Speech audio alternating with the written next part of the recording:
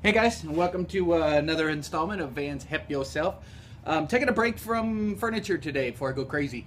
Need to get some artistic stuff out, and you know how that is. You start like a hamster on a treadmill. Need to get those creative juices flowing and do what I started out doing. I started out building guitars, and it was kind of hit and miss. Nobody was really making any money, and my wife's like, "Honey, we're broke," and I'm like, "Yes, but I love guitars." Yeah, but it's not paying the rent. So I'm taking a break doing a guitar for a friend of mine, relicing a guitar. So it's a beautiful old telly. Well, not old telly. It's a new telly that we're going to make look old.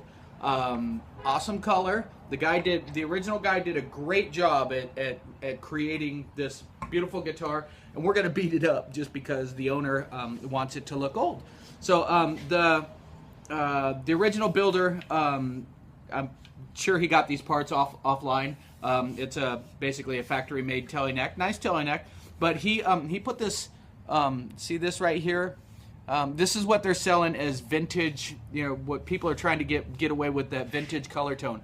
But orange isn't it? Because on a vintage guitar, these guys weren't Oompa Loompas, and orange didn't rub off their hands.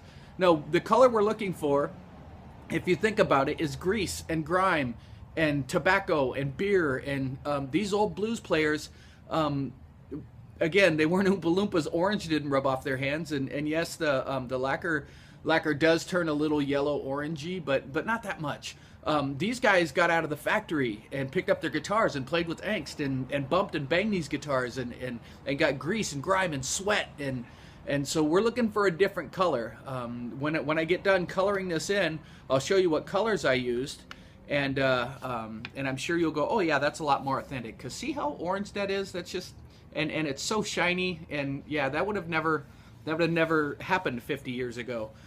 So this is a really fun project. I can't wait to wear it down and make it look like it's been in 100 bars and drug across stages and dropped and bumped and banged and buckle rash. That's where your buckle rubs against the guitar and stuff like that.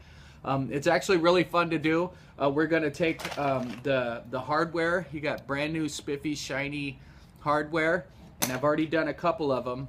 I don't know if you can see that, but now there we go.